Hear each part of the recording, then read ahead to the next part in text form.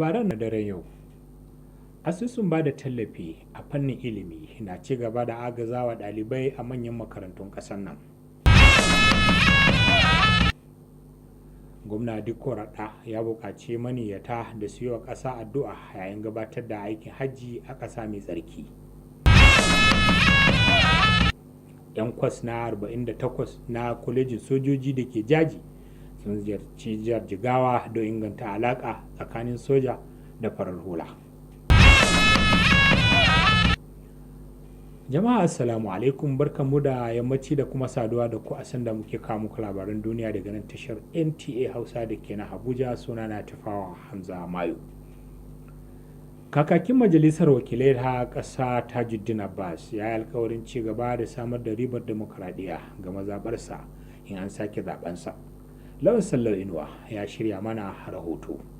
Nan cikin birnin Zaria kenan, inda dubban al'umma suka hallara don nuna goyon bayansu ga mutumin da ke rike da lamba ta 4 a ƙasar nan.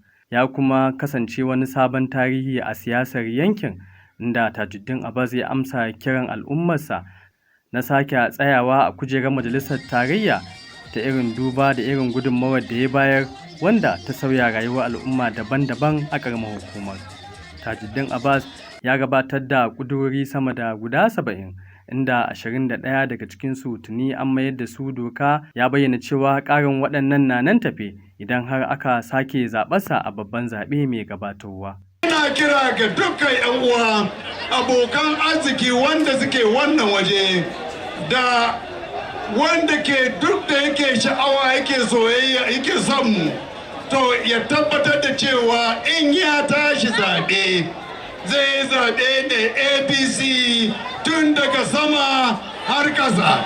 Muke addu'a cewa Dr. Abbas Tajuddin, idan jama'an Zaria sun zaɓe shi karo na 5 ya maye wannan kujera. Cikin sati 3 ko 4 ya kawo institutions guda 4 in kun tuna a wannan mazaɓa, ya kawo project da za su kimanta kuɗi biliyan 84. Wannan mutanen da suka fito suna nuna mana goyon baya da irin addu'o'i da ake yi, ba abin da za mu ce sai dai mu gode ma Allah. Koma wai wannan majalisa alheri ne a gare mu, alheri ne ga al'umma mu, sannan kuma alheri da ƙasa baki daya. Mutum ne wanda ko da yaushe shi yana kokari ga cewa ya tallafa wa mata ne. Shi yasa ma ko a inda yake a yanzu ake championin nashi as champion for he for she. A yau rana ne mai tarihi a cikin tarihin Zaria, inda al'ummar Zaria suka nuna godiyarsu da farin cikin su akan abubuwan da mai girma iyan zazo yake musu. Wannan za mu iya gani ta yadda jama'a suka fito suka nuna ra'ayinsu, su fito da kansu in ma da yawa don su nuna solidarity ga mai girma iyan zazo. Zaria ta nuna tana kishin nata, saboda abubuwan da sifika yake yi abu ne mai aikata ba bane a ɓoye ba, saboda abu ne wanda in baka samu ba ɗanka ya samu, in bai samu ba matarka ta samu, in bai samu ba yayanka ya samu. Saboda haka mu ne muke neman spika ya zo ya ji tausayinmu ya ƙara tsayawa takara. Shugaban majalisar wakilai Tajuddin Abbas tun da farko an zaɓe shi ne a tsohuwar jam'iyyar CPC, wanda daga baya suka haɗe da babbar jam'iyyar APC da har yanzu yake ci gaba da samun nasara a cikinta. Lawal Sallau Inuwa a labaran NTA. A ci gaba da ƙoƙarin ƙarfafa harkokin tsaro da inganta alaƙa tsakanin soja da farar hula, membobin kwas na 48 na kwalejin sojoji da ke jaji sun ziyarci jihar Jigawa don duba hanyoyin ƙulla alaƙa da yankunan karkara don gina zaman lafiya. Sani Labaran Salisu na da ƙarashin labaran. Mambobin karatun na 108 na senior course 48 na kwalejin horas da manyan hafsoshin soji ta Armed Forces Command and Staff College Jaji, ƙarƙashin jagorancin daraktan yankin Brigadier Janar Babatunde Omofaraliora, suna ziyarar bincike a jihar Jigawa. Shugaban tawagar ya ce an kafa kwalejin ne domin bayar da horaswa da dabarun yaƙi da tsare-tsare ga jami'ai da manyan hafsin rundunar sojin Najeriya da ma wasu ƙasashe. Ya bayyana cewa taken binciken na bana mai suna "Inganta hulɗa da al'umma domin ƙarfafa tsaron ƙasa" ya dace sosai, musamman a wannan lokaci da wasu sassan ƙasar ke fama da matsalolin tsaro da suka daɗe suna ci gaba. Kwamandan kwalejin Air Vice Marshal Alfred Olalunga ya ce an zaɓi Jigawa ne domin baiwa mahalarta damar nazarin tsarin tsaron zaman lafiya da jihar ke da shi tare da gano dabarun da za su ƙara amfani da kula da harkokin tsaron ƙasa. Jigawa just forget to go there and relax. That's about the most peaceful state in the north. Gwamna Umar Namadi ya tarbi tawagar tare da tabbatar musu da kyakkyawar zama a jihar, yana mai nuna ƙwarin gwiwa cewa aikin binciken nasu zai yi nasara.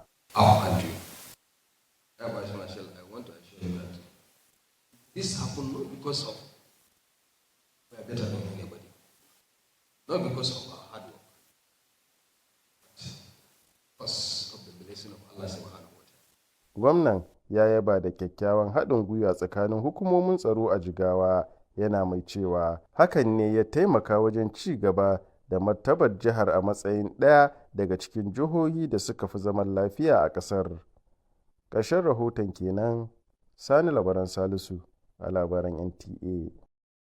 Daga Jigawa bari mu leƙa makociyar ta jihar Katsina, inda gwamna Radda na jihar ta Katsina ya kirayi maniyyata daga jihar su yi addu'an samun zaman lafiya, haɗin kai da ci gaba mai ɗorewa. Gwamna ya mika wannan buƙatar ne a yayin jawabin bankwana ga maniyyata na jihar ta Katsina. Awwal Haliru na da ƙarashin labaran. Jihar Katsina ta yi shirin jigilar maniyyata 3,890 domin haɗuwa da kimanin musulmi kusan miliyan 2 daga ko'ina cikin duniya don gudanar da aikin hajjin bana a ƙasa mai tsarki.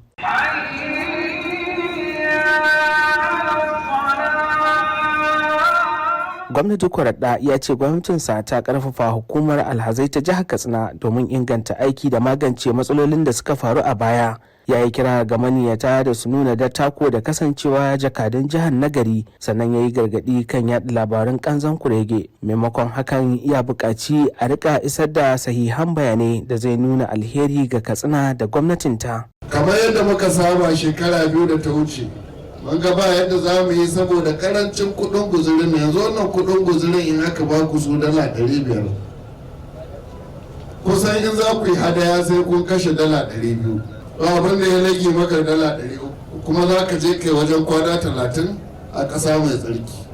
Bisa wannan dalilin ne gwamnatin jihar Katsina ta ce za ta ɗauke ma alhazai hadaya. Don tallafa ma aikin hajjin, gwamnati ta tura jami'ai 200 domin kula da shirye-shirye da jagoranci.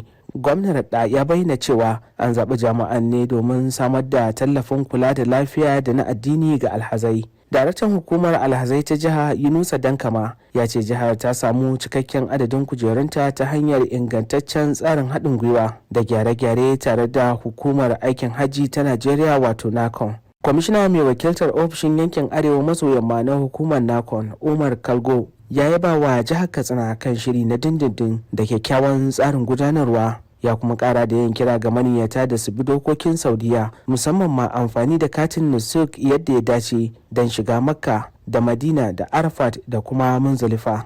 Haka kuma masarautun Katsina da Daura sun gabatar da saƙon fatan alheri. Sarkin fadan Katsina Abdulkadir da Male ya buƙaci alhazai da su zama jakadun jihar nagari kuma su yi addu'a don zaman lafiya da haɗin kai da kuma tsaro. Awwal Hallaru, labarin NTA. Ƙoƙarin da Najeriya ke na kakkaɓe ƙwayan cutar polio wato shan inna ya ɗauki sabon salo, domin shugabannin al'umma daga arewacin Najeriya da gwamnatin tarayya da hukumar da ke kula da kiwon lafiya a matakin farko sun fidda da kuma ɗaukar matakai ta yadda cutar za ta zama tarihi a ƙasar nan. A wani taro da ma'aikatan lafiya ta tarayya da hukumar bada ko kula da kiwon lafiya a matakin farko suka shirya, sun duba hanyoyi da shugabannin al'umma za su iya taimakawa wajen faɗakar da al'ummar hanyoyin karewa kamuwa da ƙwayoyi da ke haifar da cutar ta polio, musamman ma wajen karɓar allurar rigakafi da ƙarfafa cibiyoyin kiwon lafiya da yankunan na karkara da sa ido da sanya al'umma wajen gudanar da waɗannan cibiyoyin kiwon lafiya a yankunan nasu. Baya ga wannan, masu ruwa da tsaki sun yaba da yadda Najeriya ta ɗau matakai wajen kauda cutar ta polio da yin kira ga al'umma da ake ziyartar cibiyoyin kiwon lafiya don sani abin da ya dace a yi da zaran an ga alamar cuta da ƙarfafa wa al'umma wajen mallakar cibiyoyin na kiwon lafiya da ke yankunansu. Mahalarta sun yi kira ga jagororin al'umma da kodayaushe suke baiwa kiwon lafiya muhimmancin da ya dace domin ingantuwar lafiyar al'umma. Asusun bada lamuni a fannin ilimi na ƙasa nelfund na ci gaba da bada tallafawa ɗalibai a manyan makarantu a faɗin tarayyar ƙasar nan. Ga wakilinmu Awwal Muhammad Kazaure da ƙarashin labarin. Yayin ziyarar shugaban sashen harkokin kula da harkokin ɗalibai Farfesa Nasir Muhammad Umar ya bayyana shirin bashin ɗalibai a matsayin wani tsari mai muhimmanci da ke dawo da fata da kwanciyar hankali ga ɗalibai.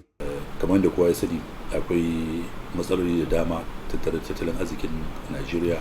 Yaran da suke zuwa jami'a da yawansu daga cikin da gurin da suna fitowa daga ƙauyuka ne da sauran gurare wanda iyayensu ba sa iya biyan kuɗin makarantar.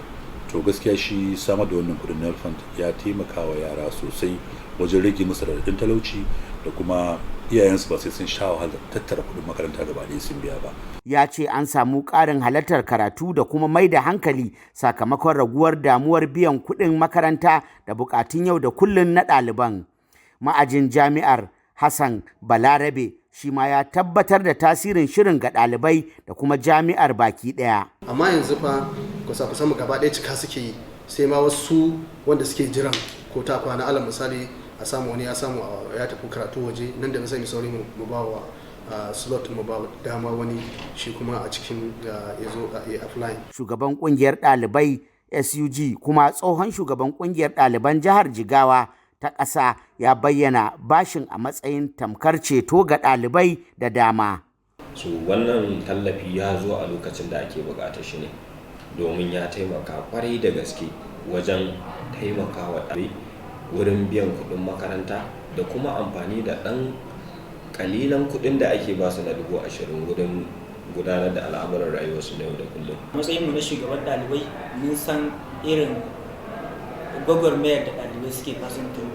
Akwai waɗanda abokananmu ne, ba muna karatu tare da su, wasu bakun su basira kai, wasu sun dika basira ba, wasu bakun su san karatun kai ba, wasu bakun su jajircewa kai ba, amma kana gani za su haƙura da karatu. Haka zalika mataimakiyar shugabar SUG ta nuna godiya ga wannan shiri. Sanadiyan wannan nelfund ɗin ya taimaka wasu hankalinsu ya dawo ya ta'allaka a kawai karatun. They want to achieve it and go. Ɗalibai da dama sun samu wannan nutsuwar da har in lokacin nelfund ne zaka ji an fara kuɗi ya kusan shigowa, za mu ci daɗi. Ta kuma yi kira da masu cin gajiyar shirin da su mai da hankali tare da amfani da damar yadda ya kamata. Ƙarshen rahoton kenan. Madalla, labaran na zuwa muku ne daga nan NTA Hausa da ke Abuja. Bayan waɗannan sakonnin labaran za su ci gaba. Keke da gaskiya amma banki zai ce sarkin ke da gaskiya. Kawai ci ne. Ya san cewa ki iya fita da daddare, za ki iya fita da safe, za ki iya fita da yamma.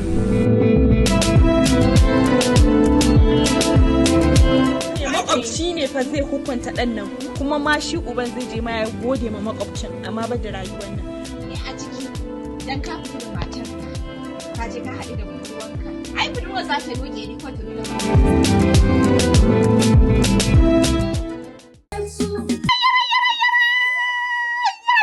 Ina matan Najeriya musamman mazauna karkara, albishirinku ga wata dama ta samu domin uwar gidan shugaban ƙasa Sanata Oluremi Tinubu ta bullo da sabbin tsare-tsare domin inganta hanyoyin tattalin arziki da ka iya ba ku damar dogaro da kanku.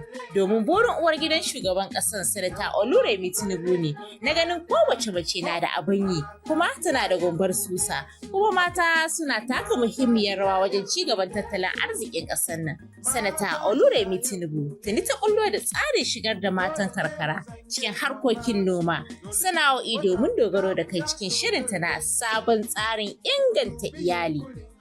The mission is towards a better life for families. Saura da me, 'yan uwa mata ku fito ƙwanmu da ƙwarƙwata domin runguma da kuma cin moriyar waɗannan tsare-tsare. Kada mu bari a bar mu a baya. Tsarin ceto iyali musamman mata na uwar gidan shugaban ƙasa shiri ne tsaftatacce, sahihi kuma ingantacce. Mata iyayenmu, wannan naku ne da dai uwar gidan shugaban ƙasa ta kullo muku domin inganta rayuwarku. Ku baiwa shirin goyon baya da kulawar da ta dace. An ce, "Wai a baka ya fi kaza a kurki." Wannan saƙo ne. Barkanmu da dawowa, bari mu leƙa ɓangare na tsaro. Rundunar 'yan sanda a jihar Nasarawa ta ce ta miƙa dukkan ɗaliban nan da aka kwato daga hannun masu garkuwa da mutane ga iyalansu. A wata sanarwa da jami'in hulɗa da jama'a na rundunar na 'yan sanda da ke jihar Nasarawa SP Ramhan Nemsel ya ce hakan ya samu ne a dalilin juriya da sani ya kamata da rundunar ta nuna a yayin da kuma bayan kubuto da ɗaliban. Jawabin ya kara da cewa yanzu haka an kama wasu mutane biyu da ake tuhuma da sace ɗaliban, kana a kokarin koko hukumar na kokarin kamo sauran waɗanda ke da hannu a wannan babban laifin. Kwamishinan 'yan sanda na jihar ta Nasarawa Shatima Jauro Muhammad ya miƙa godiya ga jama'ar jihar ta Nasarawa da goyon baya da suka baiwa 'yan sanda da kuma fatan ganin ɗorewar hakan. Shugaban hukumar kiyaye haɗura ta ƙasa Shehu Muhammad ya ƙaddamar da taron faɗakarwa ga manyan jami'an hukumar don inganta ayyukansu na magance haɗura a titunan ƙasar nan. Shugaban ya ce hukumar dole ta fidda sabbin dabarun zamani don magance matsaloli da ake samu a tituna ta la'akari da ababen hawa da ake da su kamar yadda dai zamanin ya jawo. Ya jaddada aniyar hukumar na karfafa jami'an ta wajen ƙara musu ƙaimi wajen gabatar da ayyukansu a duk inda suke a faɗin ƙasar nan. Gani yadda fasahar AI ke ci gaba da yaduwa a ko'ina a fannonin rayuwa musamman ma ayyukan jarida, an yi kira ga 'yan jarida da su ɗauki koko su rungumi wannan fasahar don faɗakar da al'umma don inganta rayuwarsu. A wani taron faɗakarwa akan amfani da AI da NTA Sokoto ta shirya wa ma'aikatanta, tsohon daraktan shirye-shirye na NTA Lawal Ahmad ya ce fasahar ta zo rungumanta ne kaɗai zai sa inganta ayyuka na jaridan. Yayin da kirkirarriyar basira wato AI ke ci gaba da sauya fasalin harkar yada labarai a duniya, ma'aikatan kafafen yada labarai na ƙara nazarin damar da take bayarwa tare da bayyana damuwa kan tasirin ta ga ayyukan yi da kuma ƙa'idojin aikin jarida. Mahalarta wannan taron horaswa da aka zaɓo daga hukumar talabijin ta ƙasa wato NTA Sokoto da hukumar yada labarai ta jihar Sokoto da sauran kafafen yada labarai sun hallara ne domin ƙara fahimtar rawar da AI ke takawa a aikin jarida da shirye-shiryen rediyo da talabijin na zamani. Mai gabatar da horon kuma tsohon daraktan shirye-shirye na hukumar NTA wanda ya jagoranci mahalarta cikin bayani akan sabbin sauye-sauyen da AI ke kawowa, ya bayyana cewa duk da muhimmancin AI wajen ƙara inganci da sauran aiki a ɗakin labarai, ba za ta iya maye gurbin wayan mutum ba na yanke hukunci da alhakin da ke kan edita da kuma hangen nesa na ɗan adam ba, waɗanda su ne ginshiƙin aikin jarida na ƙwarewa. Sai dai gaskiyar magana ita ce makomar aikin jarida na hannun ma'aikatan da ke da niyyar shiga a yi da su da ƙirƙire-ƙirƙire da kuma tafiya tare da sabbin fasahohi. Ito gaskiya wannan sabuwar hanya ta AI dinnan da ake ta magana cewa za a wayi gari wata rana za ta kwacewa mutane ayyukansu da suke yi da sauransu, yana iya zama gaskiya kuma yana iya zama ba haka bane. Abin da yasa ya zama gaskiya shine idan mutum ya laɓe daga can wurin ya ce shi ba ruwan shi, yana kallo ana abubuwa ba zai yi ba, ba zai kama jiki ya je ya samu shi ma ya koyi waɗannan abubuwa ba, to lallai kam da yake tafiya ce dole a bashi a baya. Amma idan ya kama wannan mota da take dauke da fasinjojin da suke da irin wannan to da farko za mu yaba shi Oga Lawan Ahmad saboda ba da lokacinsa da bincike da gwa domin horas da ma'aikatanmu kan kirkirarren basira ta artificial intelligence. Duniya ta sauya ga baki ɗaya, duk harkokin duniyar na yanzu sun canza matuƙa gaya, shi yasa ƙasashe irin su China da Amurka, Birtaniya suka ci gaba matuka a dukkanin lamuransu na kasuwanci, banki ne, yada labarai, kiwon lafiya da dai makamantansu. An baiwa mahalartan horo a aikace kan wasu kayan aiki na AI da aka kirkira domin tallafawa ayyukan ɗakin labarai, shirye-shirye da kuma bangaren talla. Horarwar ta kunshi yadda ake amfani da AI wajen nazarin bayanai don binciken kwakwaf da fassarar murya zuwa rubutu kai tsaye da rubuta kundin shiri da kuma dabarun gyaran sauti da bidiyo na asali a fannin shirye-shiryen talabijin. A bangaren kirkirar shirye-shirye an kuma nuna yadda AI za ta taimaka wajen samar da sabbin dabaru da kirkirar sabbin shirye-shirye kamar shirye-shiryen tarihi wato documentaries da rahotanni na musamman feature stories da kuma shirye-shiryen tattaunawa da suka dace da bukatun masu kallon kafafen zamani. Baya ga baiwa 'yan jarida sabbin dabaru na zamani, taron ya kuma mayar da hankali kan karfafa haɗin gwiwar kwarewa tsakanin NTA da sauran kafafen yaɗa labarai domin bunƙasa kirkire-kirkire da inganta kwarewa a masana'antar. Gaskiya wannan horo ne wanda yake ya daidai da lokaci, musamman in kai la'akari da irin dimbin bukata da ke tasowa ta amfani da wannan sabuwar fasaha mai amfani da tunanin dan adam.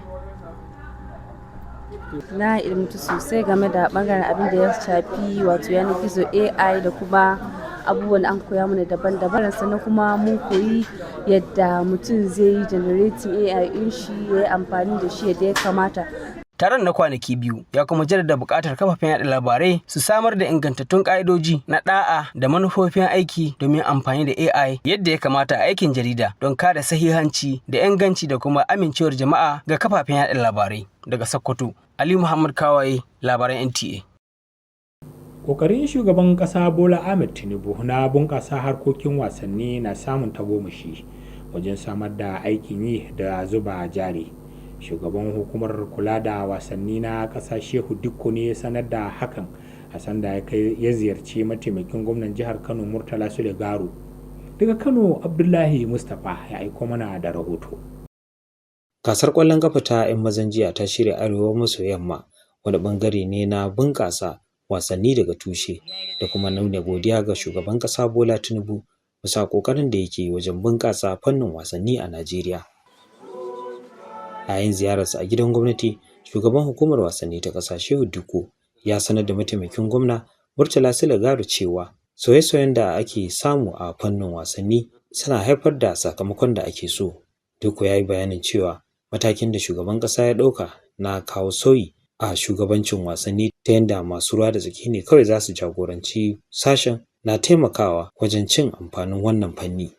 Baya ga nishaɗi, ya bayyana cewa wasanni na kuma kawo sauye-sauye ta fuskar bunƙasa tattalin arziki da samar da ayyukan yi ga matasa da kuma inganta tsaro. Shugaban hukumar wasannin ya bayyana cewa a shekara ta 2025 Najeriya ta ci lambobin yabo na wasanni 373 a sassa daban-daban na duniya, abin da ya bayyana cewa ba a taɓa samu a baya ba. Ya ƙara da cewa fannin wasanni ya samar da ayyukan yi fiye da 140,000 a ƙarshen shekarar da ta gabata, yayin da a wata ukun farko kuma na shekara ta 2026 adadin ya ƙaru zuwa 240,000. Wannan ƙari ne kan sama da naira miliyan 50,000 da masu zuba jari na kamfanoni suka yi a matakin ƙasa. Mataimakin gwamnan ya gode wa shugaban hukumar wasannin ta ƙasa bisa wannan ziyara, sannan ya jaddada ƙudurin gwamna Abba Kabir Yusuf na bunƙasa ci gaban wasanni a ƙasa tare da haɗa gwiwa da wannan hukuma tasa domin kawo ci gaban da ake buƙata a wannan fanni a jihar Kano. Abdullahi Mustapha, labaran NTA. To yanzu lokaci ne da za mu leƙa fagen wasanni.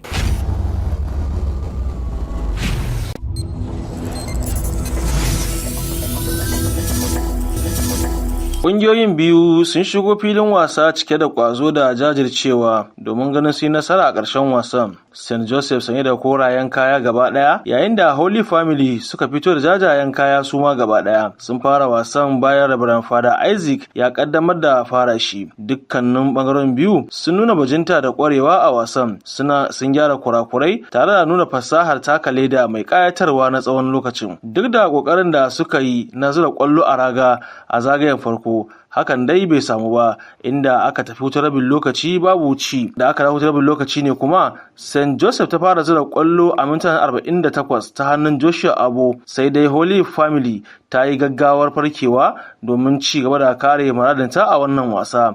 daga bisani kuma St. Joseph ta sake da kwallo da ta bata damar nasara a minti na 84 inda ta tabbatar da samun nasara a wasan da kyar. faruwa a nan filin kwallo abu ne mai kyau sosai wanda kuma nake jin daɗin shi domin wannan zai kawo mana zumunci. A ɗaya wasan kuma St. Paul's Karji sanye da kaya ruwan hoda a gaba ɗaya ta doke St. Dominic unguwan Fama da ke sanye da baƙaƙen kaya gaba ɗaya a cikin wasan da ci 4-0. Ƙarshen fasarar rahoton kenan.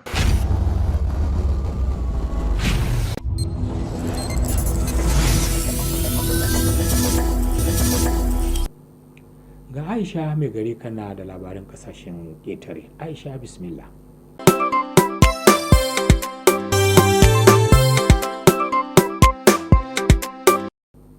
To madalla ta fawa Hamza Mayo ga labarin kasashen ƙetare. Sunana Aisha mai gari kanna. Fatan samun zaman lafiya a rikicin Iran da Amurka ya ƙara dusashewa bayan da shugaban Amurka Donald Trump ya yi watsi da tayin Tehran inda ya bayyana shi a matsayin shiririta tare da cewa yarjejeniyar tsagaita wuta yanzu na fuskantar barazana. Wannan da wasu sauran labarin kasashen ƙetare tare da wakilinmu Ahmad Umar Kuda. Waɗannan kalamai na Trump na zuwa ne a daidai lokacin da rikici ke ƙara tsananta a yankin gabas ta tsakiya, musamman a mashigar Hormuz, wata muhimmiyar hanyar safarar mai da iskar gas ta duniya. Wani jami'in rundunar sojin juyin juya halin Iran ya bayyana cewa Iran ta faɗaɗa ma'anar yankin Hormuz zuwa wani babban yankin ayyukan soja, lamarin da ke ƙara tayar da hankalin ƙasashen duniya game da yiwuwar tangarɗar safarar makamashi. A gefe guda kuma, Amurka ta sanar da ƙarin takunkumi kan jiragen ruwa da kamfanoni da ake zargi da taimakawa Iran wajen jigilar ɗanyen manta zuwa ƙasar China. Matakin da Washington ta ce na da nufin ƙara matsin lamba ga Tehran domin daƙile shirinta na nukiliya da ayyukan soja a yankin. Masana tattalin arziki sun yi gargaɗin cewa ci gaba da rikici a mashigar Hormuz na iya haddasa tashin farashin mai da makamashi a duniya, tare da jefa kasashe masu tasowa cikin matsin tattalin arziki da hauhawar farashi. Rahotanni na nuna cewa duk da yunkurin wasu kasashe na shiga tsakani domin dawo da tattaunawar zaman lafiya, har yanzu bangarorin biyu na ci gaba da musayar barazana da kakkausan murya, abin da ke nuna cewa rikicin bai kusa kawo ƙarshe ba. Ƙarshen rahoton kenan. To madalla duka abin da ya sawwaka kenan a labarin kasashen ƙetare. Tafawa Hamza Mayo gare ka.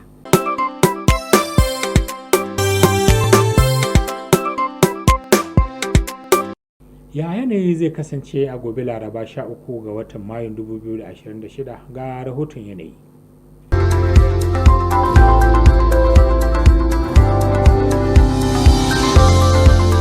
Madalla da rahoton yanayi muka kawo ƙarshen labaranmu a daren yau.